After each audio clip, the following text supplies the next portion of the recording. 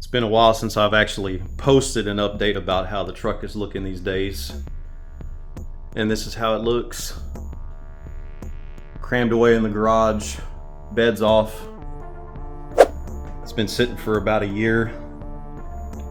Long enough for the battery to go dead, so got to pick up a new one of those.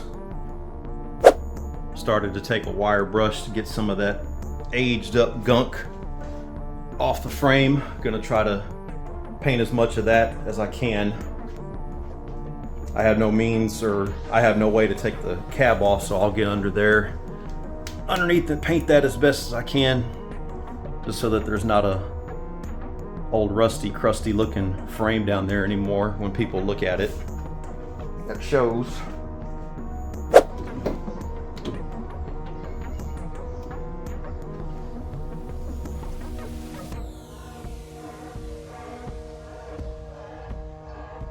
This garage is way too small. Holley 7-inch dash, custom bezel, distressed Texas flag. I like how that turned out. A lot of people bitch about the 7-inch being too small, but I like the way it looks. No complaints.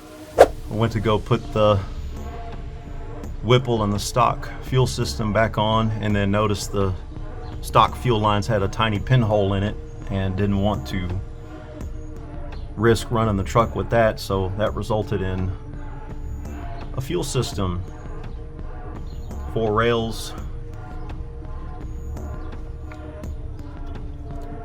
There's the crossover line, 4 regulator, added a vibrant vacuum block just to kind of clean up all that vacuum hose stuff. It's been an eyesore for years. All the hoses and fittings are Red Horse Performance, good stuff. First time building fuel lines, so hopefully none of them leak. Otherwise I'll be back to square one. The main reason for pulling the bed off was because I have to wire the secondary fuel pump up for the Holley to recognize it and engage it. That'll be next once I get the blower and all that bolted back on and get it running again. Around this same time last year, I picked up a new daily driver.